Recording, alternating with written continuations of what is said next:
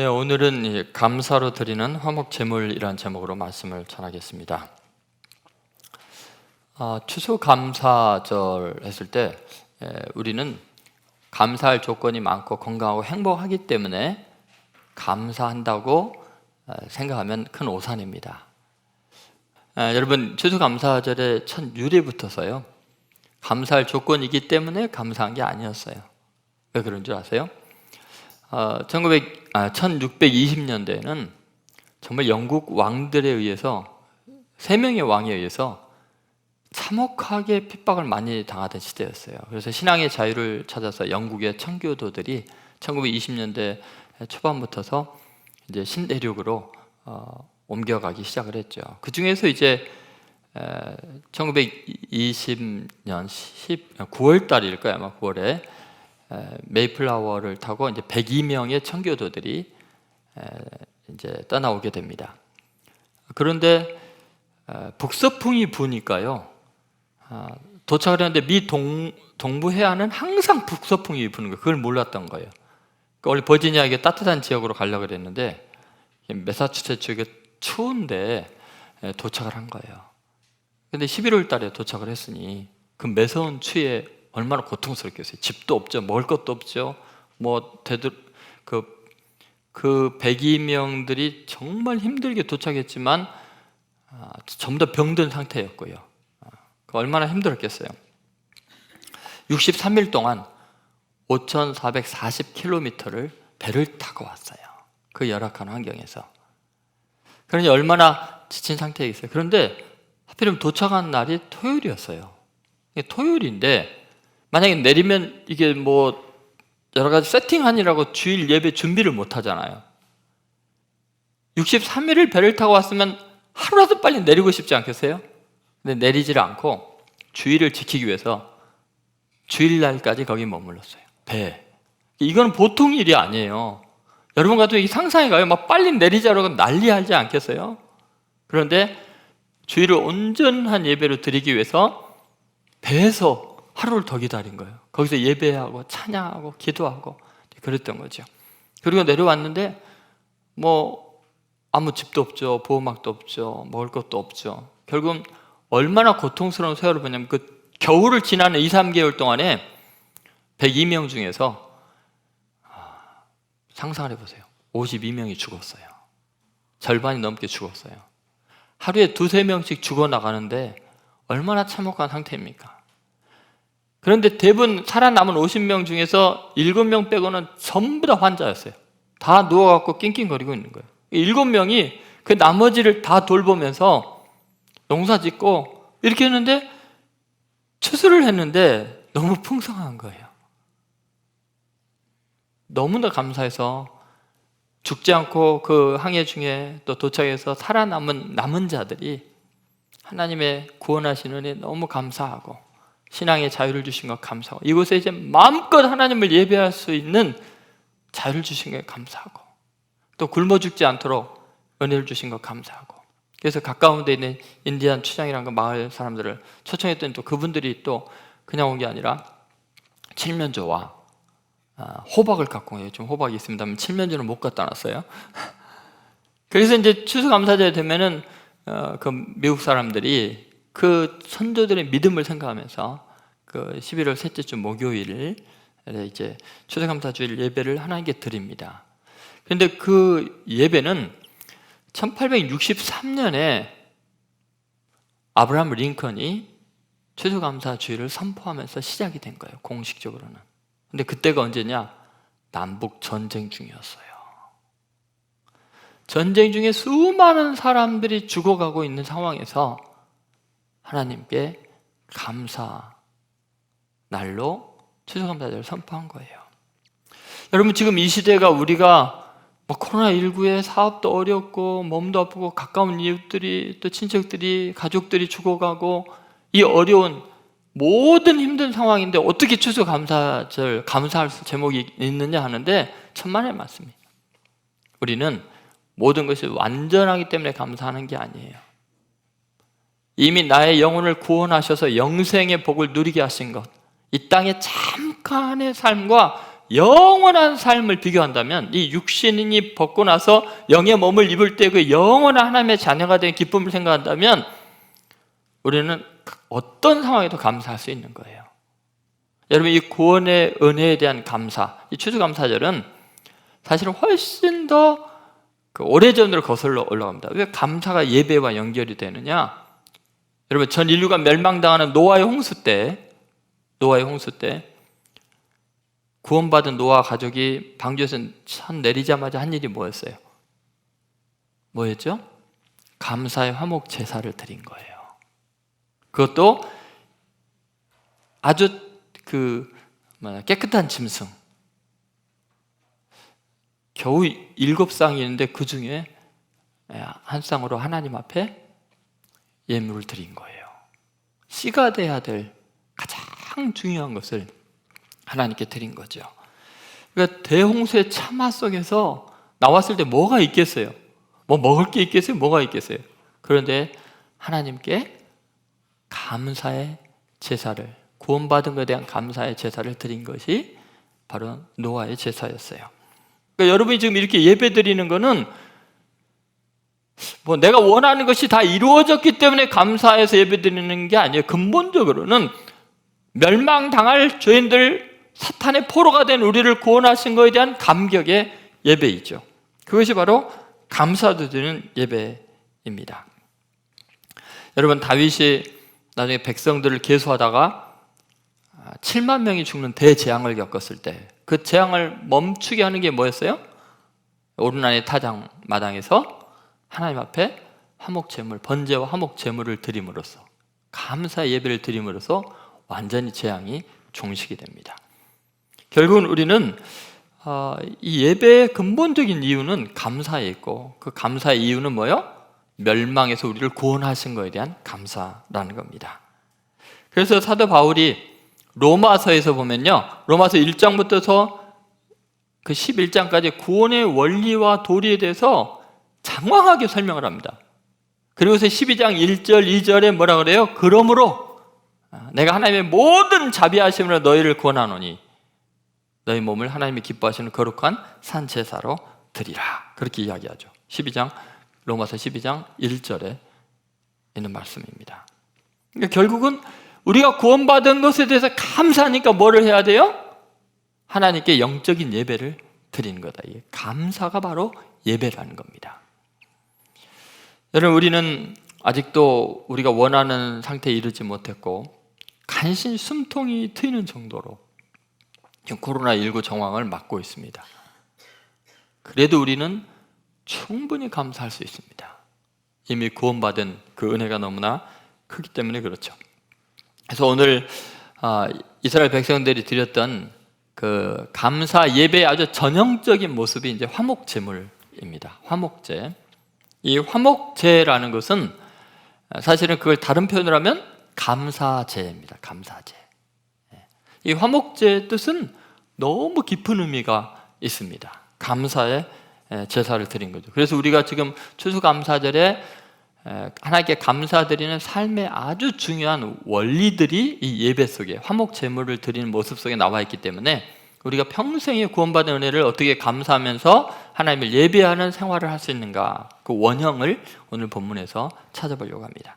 자, 첫 번째, 감사의 화목 제물로 나누는 잔치예요. 그러니까 여러분, 이 감사라는 것은 반드시 예배와 연결이 되어 있는데 그 예배는 뭐예요? 잔치다.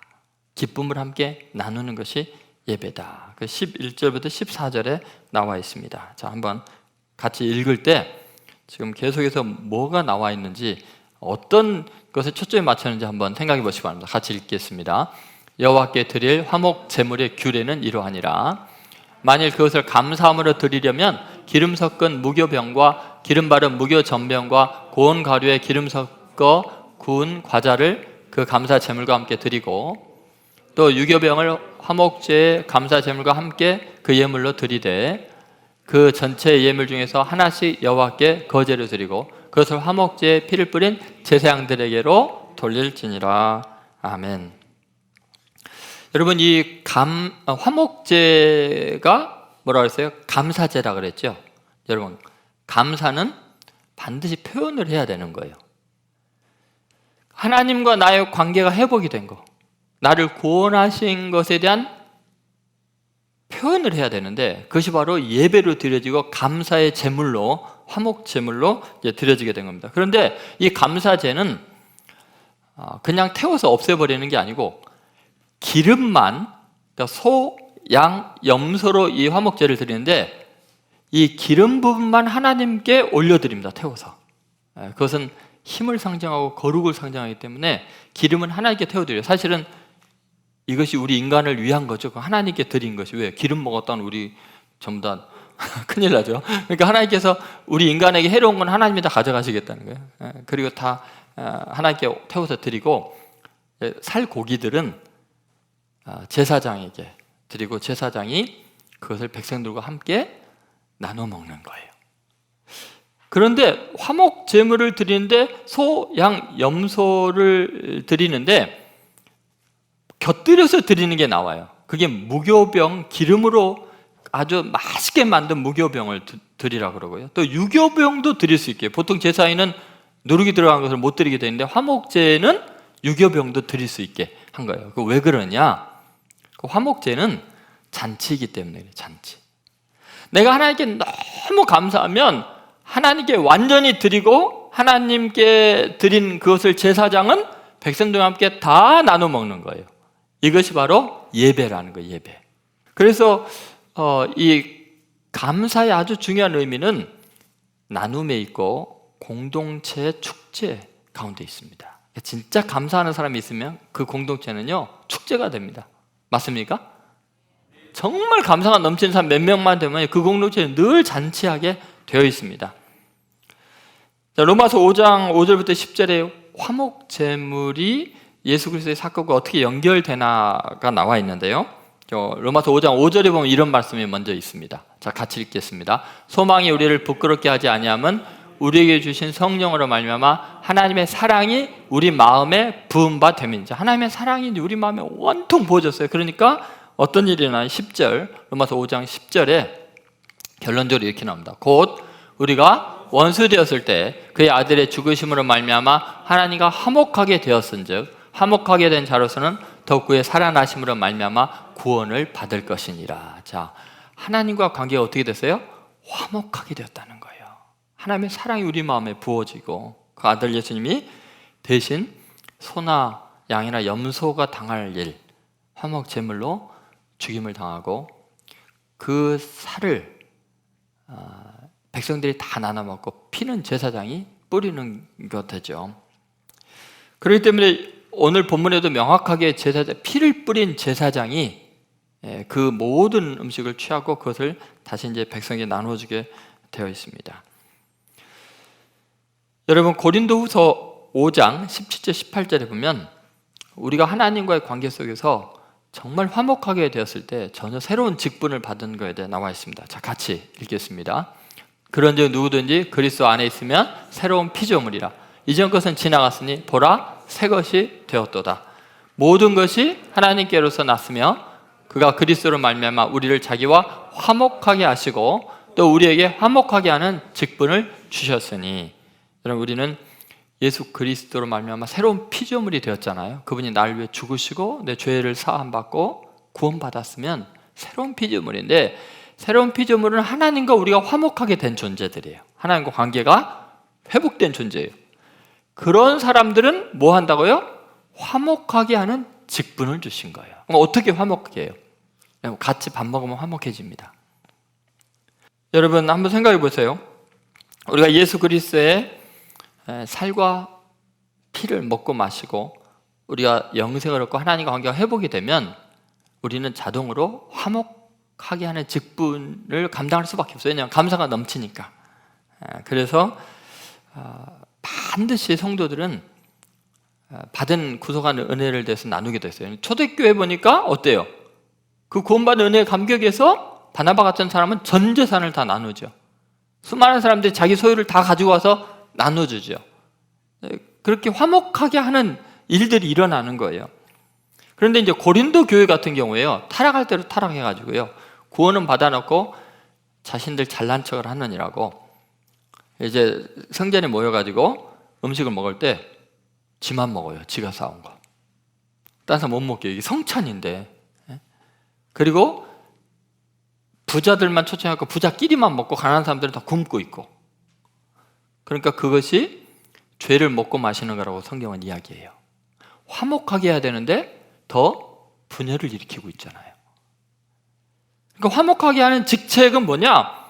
우리가 하나님 앞에 드린 것으로 다 나누어 갖게 해야 되는. 그러니까 아까 소, 그다음에 양 염소만 드리는 게 아니라 과자까지 다 준비해 갖고 잔치를 벌리는 거. 그것이 화목제 특징이라는 거죠. 여러분, 화목제물의 이 십자가의 사건, 화목하게 하는 그 십자가의 그 사건은 꼭 잔치로 이렇게 연결이 되는 게 너무 신비로워요. 예를 들어서 누가복음 15장에 보면요, 이런 것들을 찾는 비유가 있죠. 근데 물론 이제 세 가지 비유가 나오는데 그 앞에 배경은 예수님이 잃어버린 죄인들을 구원해서 그 죄인들과 함께 식사하는 것을 바리새인과 서기관들이 경건하지 않게 죄인들과 왜 식사하느냐고 비난할 때 하신 비유예요. 근데 예수님은요, 하나님의 마음이 뭔지를 알려주기를 원하셔서 세 가지 비유를 한 거예요. 그 무슨 비유가 있죠? 잃은 양 비유. 91마리 중에 한 마리를 잃어버렸으면 찾을 때까지 찾는다 그랬죠. 찾은 즉 뭐 하죠? 어깨에 메고 와가지고. 그리고 뭐 해요? 마을 잔치를 벌려요. 여러분, 잃은 양 한 마리 찾아와가지고 하는 일이 뭐예요? 마을 사람 다 모아서 잔치 벌리면 그럼 잃은 양 찾아와도 손해네, 그죠? 모르겠어요. 그 잔치 죽은 양이 뭔지는 잃은 거 찾아와서 잡아먹었는지 모르겠습니다만. 근데 여러분 한번 생각해 보세요. 잃은 것을 찾았는데 뭐를 해요? 잔치를 해요. 그 다음에 잃은 드라크마 보세요. 10드라크마가 있는데 그 중에 하나를 잃어버렸어요. 그런데 하나를 찾았는데 마을 사람 다 모아놓고 잔치예요. 그럼 여러분, 적자가 폭이 이만저만이 아니에요. 자, 둘째 아들이 아버지 재산 절반을 떼어갖고 전부 다 창기와 함께 탕진해버리고 거지가 돼서 돌아왔어요. 근데 어떻게 해요? 마을 사람들 다 모아놓고 잔치예요. 그러면 작은 아들이 탕진한 재산 절반에다가 또 마을 잔치 하느라고 또 재산 날라가네요? 지금 무슨 말이에요, 여러분? 지금 하나님이 우리에게 이야기하고 싶은 건 뭐예요? 정말 구원의 감격이 얼마나 큰지 손해를 보고 있지 않은 거예요. 잔치하고 있는 거예요. 잔치하는 마음이 하나님께 감사하는 마음이고 잃은 것을 찾은 마음이고 예배하는 마음이에요. 그 내용이 이렇게 나와요. 누가복음 15장 6절 7절 말씀을 한번 보시죠. 자, 같이 읽겠습니다. 집에 와서 그 벗과 이웃을 불러 모으고 말하되 나와 함께 즐기자. 나의 잃은 양을 찾아내느라 하리라. 내가 너에게 이르노니 이와 같이 죄인 한 사람이 회개하면 하늘에서는 회개할 것이 없는 의인 99으로 말미암아 기뻐하는 것보다 더하리라. 여러분, 무슨 말이냐면요, 하나님은 이 중에 구원받은 사람이 한 명이라도 생기면 하늘에서는 뭐예요? 천군 천사들과 함께 하나님이 잔치하는 거예요. 잔치. 그러니까 여러분이 한 영혼을 구원하고 살리는 일은 하늘과 땅의 잔치가 일어나는 엄청난 일이라는 거예요. 여러분, 이것이 바로 화목제예요. 하나님이 구약에 지금 만들어 놓은 화목제의 의미는 뭐냐? 구원받은 것에서 감사하고 하나님과 관계가 회복된 게 너무나 감사하면 너희가 감사의 제물을 가지고 와서 함께 누려라. 함께 잔치해라. 함께 행복해하자. 나도 기쁘고 너희도 기쁘고 관계가 다 회복된 것을 선언하라는 것입니다. 여러분, 지금 중요한 것은 하나님과의 관계가 회복된 사람은 다른 사람과 자기와 관계도 회복시키고 다른 사람과 하나님의 관계도 회복시키는 거예요. 그게 바로 잔치하는 마음이에요. 그러니까 여러분, 예배는 늘 그래요. 오늘 간증하신 분들 자기가 받은 은혜와 감격이 있죠. 혼자만 간증하지 않고 여러분의 간증한 게 바로 나누는 거예요, 지금.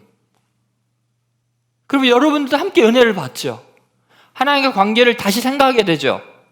같이 회개하고 같이 은혜 받게 되죠. 이게 화목하게 하는 거예요, 하나님과. 그리고 서로가 화목하게 되는 거죠. 이게 교회라는 거예요. 교회는 이런 공동체가 돼야 돼요. 여러분, 어떤 성도가 자녀가 잘 되고 너무너무 행복하게 잘 되면 교회 와서 자꾸 이야기하고 싶어져요. 자기는 자랑하고 싶잖아요. 그죠? 여러분, 입으로 자랑하지 말고 선물로 자랑하세요. 떡을 내든지 더 목적금으로 뭘 내든지 해갖고 이런 기쁜 일이 있어서 내가 하나님께 예물을 드립니다 하면 이게 예배가 되는데, 하나도 안 드리고 입으로만 떠들면 자랑이 되는 거예요. 교만함이 되는 거예요. 거기 끄떡끄떡 하셨죠? 그 맞는 말이니까 하신 거죠. 그러면 하나님이 내게 복을 주셨는데 다른 성도에게 기쁨이 되고 다른 사람들도 하나님께 영광을 돌리고 행복해지잖아요. 그게 예배라는 거예요. 예배는 그래야 돼요. 그럼 어떤 분이 사업을 하는데 지금 코로나19 때문에 대부분의 사업들이, 그 자영업자들 어려운데 IT 쪽이나 이런 데 막 하신 분들은 어마어마하게 지금 잘 됐거든요. 그럼 여러분, 그 감사를 어떻게 표현해야 돼요? 왜 그렇게 잘 되게 하셨을까요? 평소보다 넘치게 하신 이유가 뭘까요? 평소보다 어려움 당한 이웃들이 있기 때문이에요. 그러면 그것을 어떻게 하나님께 감사 표현해야겠어요? 하나님께 예물을 드려야 돼요. 그러면 교회는 그 예물로 어려움 당한 이웃들과 함께 나누어야 돼요. 그것이 화목 제물이에요. 그 제사라는 것이 바로 그런 거라는 거예요. 그러니까 여러분, 우리가 예배를 드릴 때는 지금 예배와 식사를 구별하면 안 돼요. 화목제는 식사의 제사예요. 놀랍게도 교제의 제사, 이게 구약 시대에 벌써 선언이 돼 있는 거예요. 그러니까 교인들은 맨날 만나면 뭐 먹잖아요. 그리고 교회 식당 음식이 제일 맛있잖아요. 그 이유가 뭐냐면 이게 예배이기 때문에 그래요. 왜 뭐 예배 드린 다음에 식당에서 니네들끼리 먹고 마시냐, 나는 교회 돈 그런데 못 쓰게 한다, 나는 그런데 안 먹는다, 그게 아니고 이게 예배예요. 예배. 성도 간에 화목하는 거, 서로 고생해서 음식 만들고 나누는 거, 이게 화목 제사를 드리고 있는 거예요. 번제 말고 화목제를 드리고 있는 거예요. 무슨 말인지 알겠습니까? 네, 그래서 우리 교회는, 예수뿐인 교회는 늘 먹고 마시는 교회가 돼야 돼요. 그러니까 왜 그러냐? 기쁨이 충만하고 감사할 일이 자꾸만 넘치니까 자꾸 나누는 거예요. 오늘 이주석 최석별 부부가 여러분이 호두과자 나누었잖아요. 애가 안 생길까 얼마 걱정했는데요. 첫 아기가 생기다가 유산이 되는 바람에 하나님이 주셨는데 너무 사랑스러운 애가 태어난 거예요.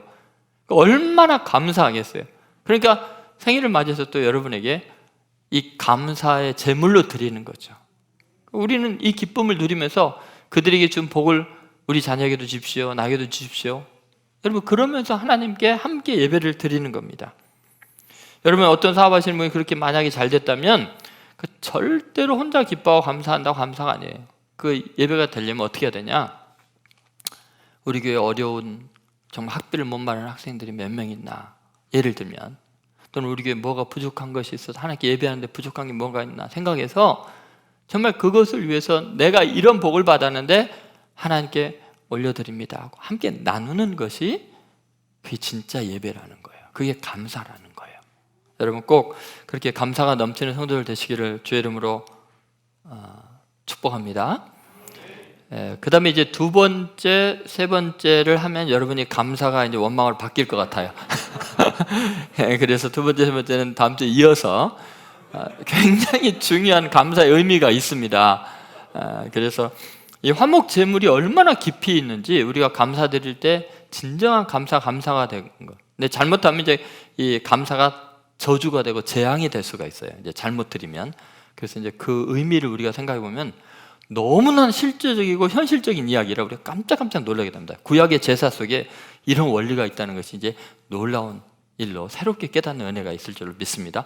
다음 주에 예배 안 드리면 후회하십니다. 감사드리고 저주받기 때문에. 그렇습니다.